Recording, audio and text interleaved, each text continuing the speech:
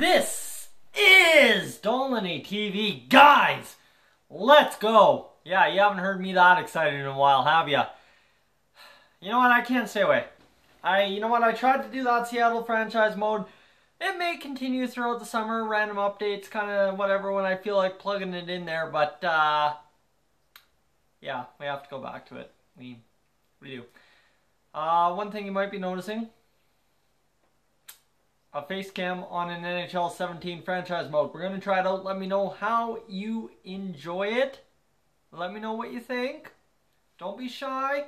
If you're new to the channel right now, this is episode 1. So my plug to subscribe before you get playing this whole playlist, which will become, go subscribe, click the bells to get notifications for every new episode of the series. Anyways, GM Dolynny back in the house. The Edmonton Oilers and the Bakersfield Condors. First year at Rogers Place. Of course, we're back in 2016-2017. And then we're going to hopefully get, we're definitely not going to get up to the draft before the draft. Unless I can make this daily thing. We'll see what happens. Maybe we could, maybe not. We'll see.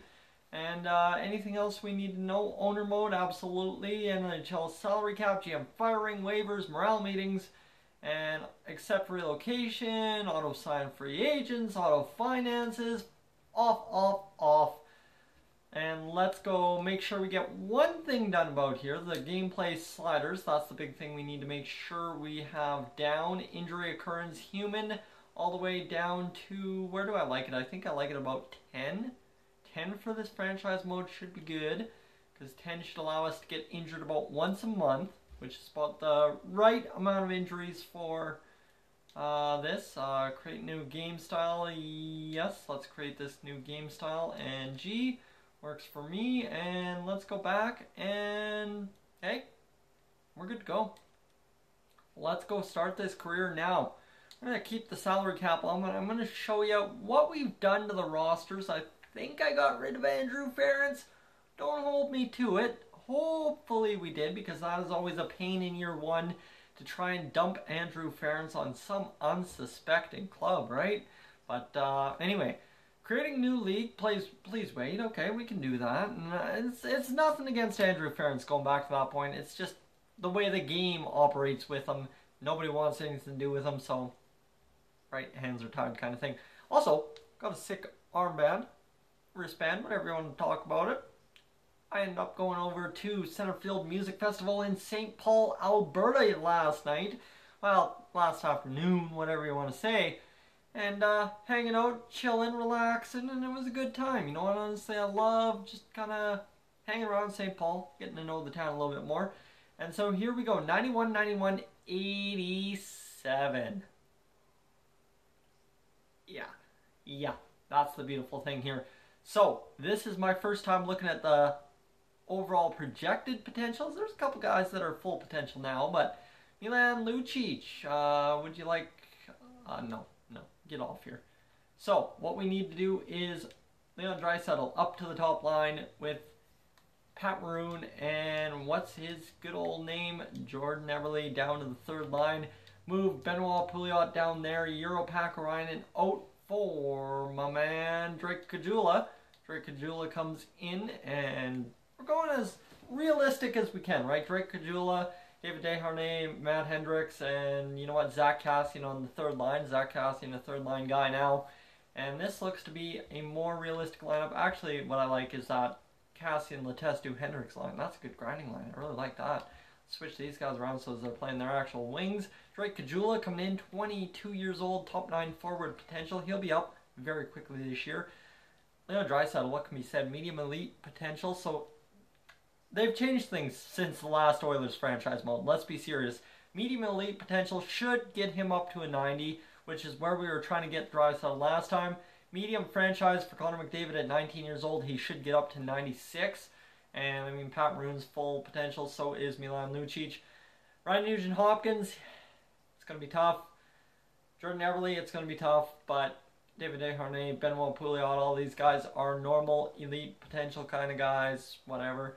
And Zach Kassian, only 25 years old, so he's got some, he's young. I always think Kassian's some old man. No, he's 25. We got time with Kassian. which is a good thing. And Clefbaum, 23 years old, medium elite potential. He can get up to 88, which he only got up to 83 in our previous. Chris Russell and Adam Larson. So you know what? Honestly, I'd like to play Adam Larson and Mr. Oscar Clefbaum together. And Adam Larson, low elite potential. Worked out good for us last time, right? That's where I'm going with it. It worked out really well for us last time. Eric Greiba, Darnell Nurse, and I believe we've got Matt Benning up here. So what we'll actually do, Matt Benning is down in the AHL. Okay, so we'll go check the AHL and see how Matt Benning's doing. Actually, hold on, I just ruined it. I just ruined it, didn't I? So, goalies. Cam Talbot, that's the last thing I needed to show you guys before heading down to the AHL. Laurent Boissois as well. Cam Talbot, 87, a lot better than the 85 he was rated before. Here's who's scratched for us, Pakarainen, Kara, and yes sirree, Anton Shlepyshev. Sorry guys, if you ever see me lean in, I'm trying to read a text.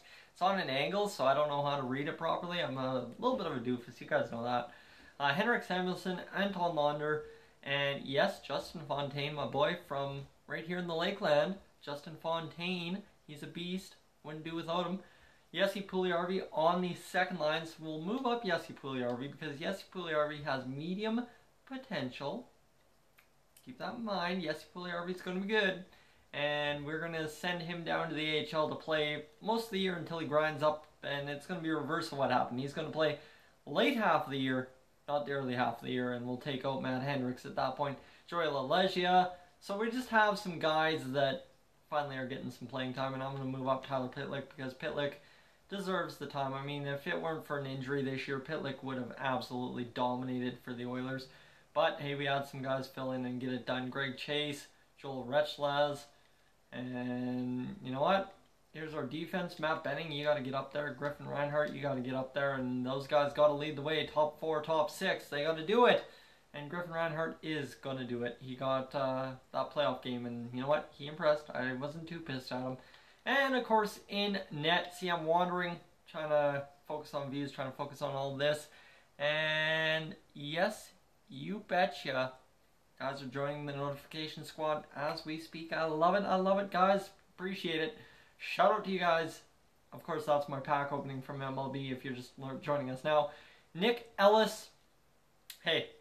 He's our backup in the AHL. He's almost as good as Laurent Boissois, so maybe we should be a little bit more serious than we are. I don't know. We'll see what's up.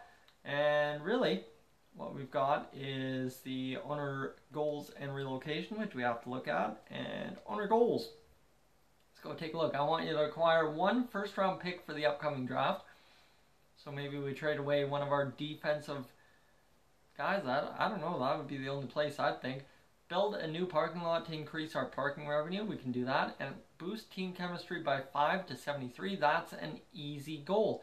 So we just need a first-round pick for this year's draft. Maybe trade a first next year and get another first this year. I don't know. It'll depend where we're looking at during the trade deadline. That's what I'm going with right there. So what we have to do is one last thing, arena and facilities, kind of show you what we're looking at, like the arena and facilities, because this is a franchise mode. It's not just a GM mode anymore.